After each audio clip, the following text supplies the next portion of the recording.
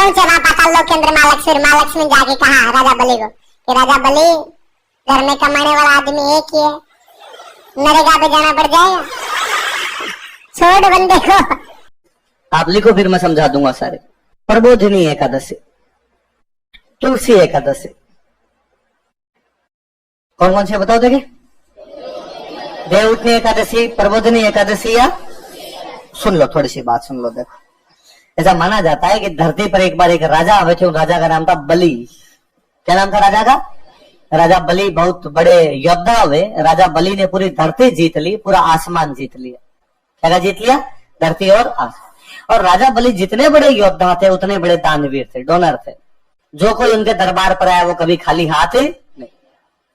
अब राजा बलि ने जब धरती जीत लिया और आसमान जीत लिया तो राजा बलि ने कहा अब स्वर्ग लोक पर अटैक करेंगे। कहाँ अटैक करेंगे? और स्वर्ग का राजा कौन है? इंद्र। और मुझे लगता है अपने जितने देवता उनमें डरपोक कोई देवता है तो इंद्र। भगवान इंद्र को जब भी लगा कि बड़ा अटैक होने वाला है वो भाग के हमेशा चले जाते हैं विष्णु भगवान के पास। और इस बार विष्णु भगवान के पास गए और विष्णु भगवान को जाकर भगवान विष्णु बताइए, और मेरे को ये राजा बलि मारने के लिए आ रहा है, स्वर्ग लोक पर कब्जा करने के लिए आ रहा है। भगवान विष्णु ने कहा चलो भाई ध्यान रखेंगे तेरा। और भगवान विष्णु जानते थे कि राजा बलि दानवीर आदमी है। और भगवान विष्णु एक दिन छोटे से ब्राह्मण का रूप धारण करके आए, छोटी सी हाइट का ब्राह्मण, एकदम वामन अवतार। कौन सा अवतार? वामन। वामन का मतलब होता है कम कद का आदमी ना, बोना बोना व्यक्ति, छोटे कद का व्यक्ति। तो वामन अवतार धारण करके आए और आगे राजा बलि को कहा राजा बलि मैं ब्राह्मण हूं, दान चाहिए मुझे। तो राजा बलि ने कहा मांगो ब्राह्मण देवता, जो मांगोगे वो मिलेगा। ज्यादा कुछ नहीं चाहिए, 3 पेर जमीन चाहिए। कितनी पेर जमीन चाहिए? राजा बलि ने कहा पूरा धरती अपनी है, पूरा आसमान अपना है, जहां से नापना हो वहां से नाप लो, पर थोड़ा ज्यादा ले लो। छोटे से तो आप पेड़ छोटे छोटे होंगे आपके, एक 4 जितनी जमीन आएगी नहीं आपके। तो भगवान विष्णु ने जो ब्राह्मण बने हुए थे उनका नहीं इतनी चाहिए। और उसने कहा ठीक है तो लीजिए, जहां से अच्छा हो वहां से लीजिए। और अब भगवान विष्णु ने अपना विराट रूप प्रदर्शित किया। पहले पैर के अंदर नाप दी पूरी धरती, दूसरे पैर में नाप दिया पूरा। राजा बलि अब तीसरा पैर कहां? उसने माथे में रख लो, और तो अब क्या बचा है मेरे पास? उसने कहा सर माथे, भगवान खुद आप आ गए तो सर पे रखिए मेरे। और भगवान विष्णु ने उसके सर पे पैर रखा अपना और उसको पाताल लोक में भेज दिया। कहां भेज दिया?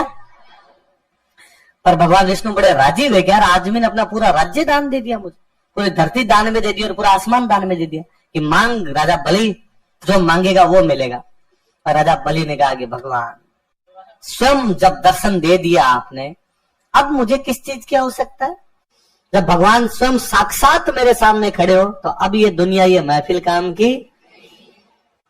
भगवान विष्णु ने कहा डायलॉग नहीं, मांग।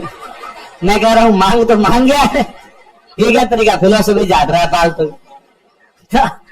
राजा बलि ने कहा कि भगवान विष्णु देना ही चाहते हो, यदि आप चाहते हो कुछ देना तो अब मुझे पाताल लोक में रहना है। भगवान विष्णु ने कहा कि आप मेरे साथ रहिए। अब भगवान विष्णु फंस गए। भगवान विष्णु का तथास्तु। अब दोनों ने 2 BHK फ्लैट लिया, सेल्फ स्टडी करनी शुरू की दोनों ने। क्या वैकेंसी आने वाली है, पढ़ाई कर लेते हैं अपने दोनों। उधर भाई माँ लक्ष्मी ऊपर बैठे बैकुंठ लोक में अकेले, और माँ लक्ष्मी को चिंता हुई कहाँ गए विष्णु जी, इधर उधर पता लगा गुमशुदा की तलाश लिखवाई। फाइनली पता चला कि विष्णु भगवान तो आजकल कहाँ 2 BHK में रहते हैं पाताल लोक, और रूममेट कौन है साथ में? राजा बलि। तो माँ लक्ष्मी खुद पधारे पाताल लोक। और पाताल, अरे कैमरा नीचे कर ले रहे, ये कहानियां खूब पड़ी है और कहीं देख लेना, सुनना पहले, मैं लाइव बैठा हूं तेरे सामने, तेरे कैमरे की पड़ी है। पहुंचे वहां पाताल लोक के अंदर माँ लक्ष्मी जाके कहा राजा बलि को कि राजा बलि, घर में कमाने वाला आदमी एक ही है, नरेगा पे जाना पड़ जाएगा, छोड़ बंदे को वापस भेज। राजा बलि ने कहा हे माते, हे माँ लक्ष्मी, आप खुद पधार गए, अब तो मैं कैसे आपकी बात को टाल सकता हूँ। लेकिन माँ लक्ष्मी एक काम कर दो। बता क्या है कि 8 महीने तो भगवान विष्णु आपके पास रहेंगे, 4 महीने इधर भेजो इनको। तो माँ लक्ष्मी ने कहा ठीक है भाई, 4 महीने तेरे पास रह जाएंगे और 8 महीने हमारे पास रह जाएंगे। इसलिए ऐसा कहते हैं कि आषाढ़ की एकादशी को भगवान विष्णु पाताल लोक में जाते हैं, कार्तिक की एकादशी तक वहां रहते हैं और कार्तिक एकादशी को वापस आते हैं। इन 4 महीने के दौरान भगवान विष्णु पाताल में निवास करते हैं। इसलिए हम कहते हैं कि इन 4 महीनों में देवता सो गए। देवता कब से लेके? आषाढ़ से लेके आषाढ़ वाली को देवता सोएंगे और कार्तिक वाली को देवता जागेंगे, देवता उठेंगे, इसलिए बोलते हैं देव उठने। क्या बोलते हैं? जागने के लिए हिंदी में अच्छा शब्द होता है प्रबोध। जागने के लिए क्या शब्द होता है? इसलिए बोलते हैं प्रबोधिनी एकादशी। क्या बोलते हैं? तुलसी माँ लक्ष्मी का प्रतीक है कि घर में तुलसी क्यों लगानी चाहिए कि घर में बरकत रहेगी। तुलसी लगाने से माँ लक्ष्मी विराजमान होंगे खुद आपके घर के अंदर। इसलिए वो तुलसी और शालिग्राम जी का ब्याह करवाते हैं। वो जो पत्थर होता है शालिग्राम, शालिग्राम भगवान विष्णु है, वापस भगवान विष्णु और लक्ष्मी मिले, इसलिए नाम क्या पड़ा इसका? तो क्या क्या बोलते हैं इसको बताओ देखिए। देवउठनी एकादशी, देवउठनी एकादशी, प्रबोधनी एकादशी और देव उठनी मतलब देवता उठ गए, प्रबोध मतलब देवता जाग गए, तुलसी शालिग्राम जी मिले, इसलिए नाम क्या पड़ गया इसका।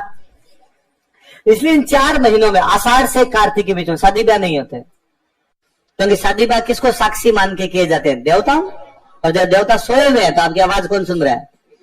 कोई नहीं सुन रहा। इसलिए कहा गया कि भाई आषाढ़ से कार्तिक इन 4 महीनों में आचार संहिता लागू, कोई नई योजना लॉन्च नहीं होगी, किसी प्रकार का शादी ब्याह नहीं होंगे। तो इस 4 महीनों में कोई भी शादी ब्याह। प्रैक्टिकल कारण यह है कि आषाढ़ से कार्तिक के बीच में बरसात होती है। क्या होती है? तो बरसात के दिनों में शादी ब्याह कैसे कर लोगे? फिर सबसे बड़ी बात, ये 4 महीने खेती वाले हैं, खेती का सीजन यही है, फसल बो, उगाओ, उसको काटो। 4 महीने कार्तिक में काटेंगे, दिवाली के आसपास जाके। तो ब्याह शादी कब करेंगे? जब हाथ में पैसे आएंगे। पैसे कब आएंगे? जब फसलें कटेगी। फसलें कटेगी कब? दिवाली पे। तो दिवाली के बाद में शुरू हो जाएंगे शादी पे। तो हमने सोच समझ के बनाया, लेकिन साथ में राजा बल्ली को ले आए हम। भगवान विष्णु को बना के अपनी कहानी बना ली। बाकी प्रैक्टिकल लोग थे, उनका भाई इन 4 महीनों में वैसे भी नहीं किए जा सकते शादी ब्याह, चौमासा है। ये क्या है? बरसात के दिन चल रहे हैं भाई साहब, इनके अंदर कहीं नहीं। तो पहले तो चौमासे में इन 4 महीनों के दौरान घर से बाहर भी नहीं जाते थे। आप कभी नोटिस करना, इन 4 महीनों के दौरान बीमारियां ज्यादा होगी। मौसम चेंज होता है, ये वायरल वाली जितनी भी बीमारियां होगी इन दिनों के अंदर ज्यादा होगी।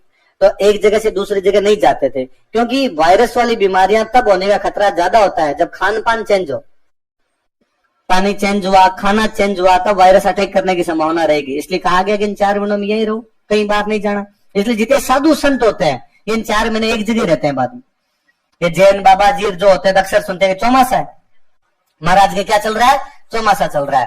कारण था कि बरसात के दिन होते हैं, नदी नाले उफड़ रहे हैं, जाओगे तो कहीं बह जाओगे, इसलिए जाना नहीं है भाई साहब, सारे के सारे एक जगह पे रहो यहाँ पे। तो कहा गया कि आषाढ़ की एकादशी को तो देवता सोते हैं और कार्तिक वाली एकादशी को देवता जागते। आगे बात समझ।